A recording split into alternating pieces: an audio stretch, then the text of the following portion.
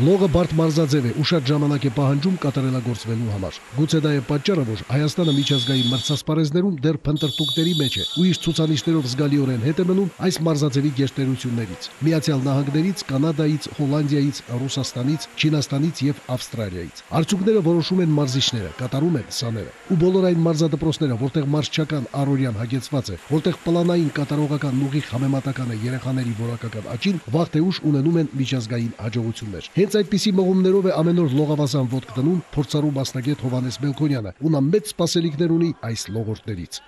Հավաքել ենք 2000 եւ փոքր տարիքի երեխաներ, տարում է շատ լուրջ աշխատանքներ, պատրաստում ենք նոյեմբերին կայանալիք երիտասարդական չեմպիոնատին, ամսու 15-ին կայանալու է Վանաձորում 2000 եւ փոքր տարիքի երեխաների ընկերական հանդիպում, ընկերհրանքն է տանելու մրցումները։ Երեխաների այս թիմի նպատակը նոյեմբերին կայանալիք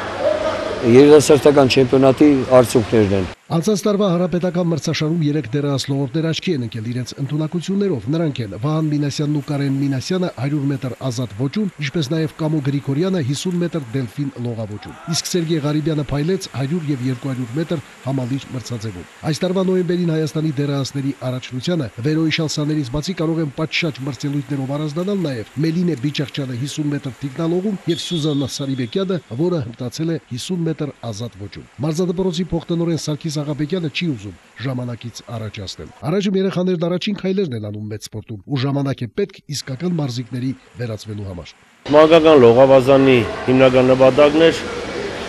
մանուկներին մասսայականացմանը լողային մարզաձևերի, ջրային մարզաձևերի եւ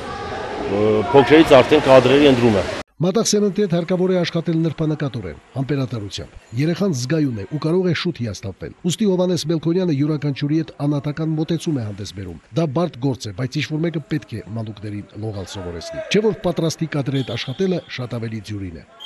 Սամվել Աղանյան, Լևոն Խաչատրյան, Ազդարաշ։